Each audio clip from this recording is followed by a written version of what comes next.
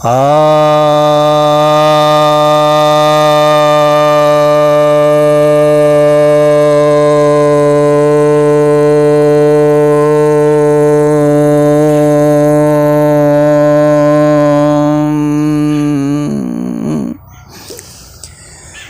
भक्तजनों को सब प्रेम नमन।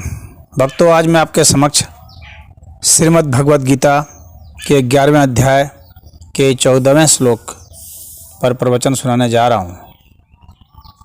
संजय उवाच।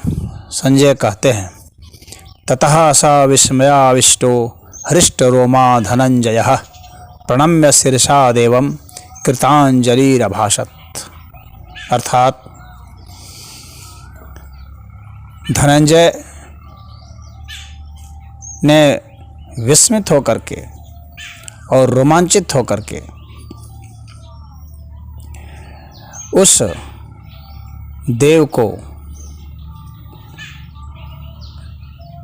नमस्कार किया और हाथ जोड़ करके प्रणाम करके यह बोला। यहाँ पर संजय धृतराष्ट्र को यह बता रहे हैं कि जो धनंजय हैं यानी अर्जुन को धनंजय इसलिए कहा जाता था क्योंकि उन्होंने सभी राजाओं को जीता था और उनसे धन संग्रह किया था। कर के रूप में उनसे धन लिया था। और दूसरी बात है कि धनंजय जो अच्छे गुणों को संचित करने वाले होते हैं उन्हें धनंजय कहा जाता है। तो अर्जुन चूँकि जो श्रेष्ठ गुण हैं उनको संग्रह किया करते थे, इसीलिए अर्जुन का नाम धनंजय था। तो यह धनंजय जो कि भगवान के विराट स्वरूप को देख रहा है, तो यह धनंजय रोमांचित हो चुका है, इसके रोंवे पुलकित हो गए हैं। ये आश्चर्य से देख रहा है। आश्चर्य इसलिए क्योंकि इतना विराट स्वरूप दिख रहा है। पूरे अस्तित्व की सारी सत्ताएं एक स्थान पर दिख रही हैं, एक साथ दिख रही हैं। सभी लोग दिख रहे हैं। इस अस्तित्व में सिर्फ जमीन के ही लोग नहीं हैं, गैस के भी लोग हैं, पानी के लोग हैं, रत्नों के लोग हैं। अभी वैज्ञानिकों को भी मिला है, पूरा एक ग्रह ही मिला है जो कि हीरे का बना हुआ है। तो ऐसे ऐसे रत्न से भरे हुए कई लोग हैं। तो उन सभी लोगों को देख रहा है, आश्चर्य से देख रहा है। देवों को, यक्षों को, गंधर्वों को, किन्नरों को। तो इन सभी लोगों को देख रहा है तो उसको आश्चर्य हो रहा है और रोंवा पुलकित हो गया। उसने तो इतना मांगा भी नहीं था, इतना सोचा भी नहीं था, इतना चाहा भी नहीं था और वो सब मिल रहा है। ये प्रभु की कृपा से ही यह संभव है कि आप जितना चाहते हैं उससे ज़्यादा प्रभु आपको दे देते हैं। हम लोग की बुद्धि जितनी छोटी होती है, हम लोग की चाहत भी उसी हिसाब से होती है, हम लोग की अपेक्षाएं भी उसी हिसाब से होती हैं।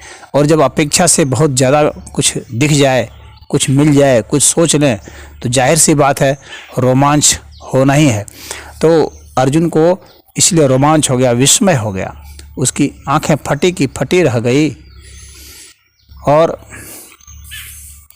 यहाँ पर इतनी विलक्षणता के साथ जब अर्जुन ने देखा, इतना प्रसन्नता के साथ देखा, तो इतनी महानता देखा, तो अर्जुन को समझ में नहीं आया कि अब मैं अपनी कृतज्ञता कैसे प्रकट करूं। तो सिवाय स्वयं को अर्पित करने के भला वह और क्या कर सकता है। तो इसलिए उसने अपने सिर को नवा दिया, दोनों हाथ जोड़ लिए। हम लोग हाथ उनके सामने जोड़ लेते हैं, सिर उनके सामने नवा देते हैं।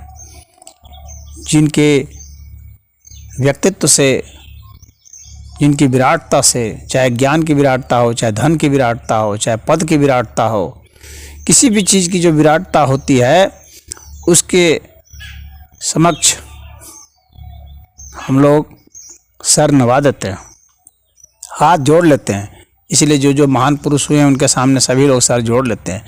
तो अर्जुन तो यहाँ साक्षात भगवान को देख रहे हैं, उतने विराट स्वरूप में देख रहे हैं। तो सिवाय सिर नवाने के और दोनों हाथ जोड़ करके सामने आश्चर्य प्रकट करने के, रोमांचित होने के सिवा भला और क्या कर सकता था। तो ऐसा करके उसने भगवान के सामने ये स्तुति शुरू कर दी। वह बोलने लगा, भगवान का गुणगान करने लगा। आश्चर्य होकर के उसने सारे शब्द कहने शुरू कर दिए। अब ये क्या शब्द कहेंगे ये हम लोग अगले श्लोक में देखेंगे। ओम हरि। जय श्री कृष्ण।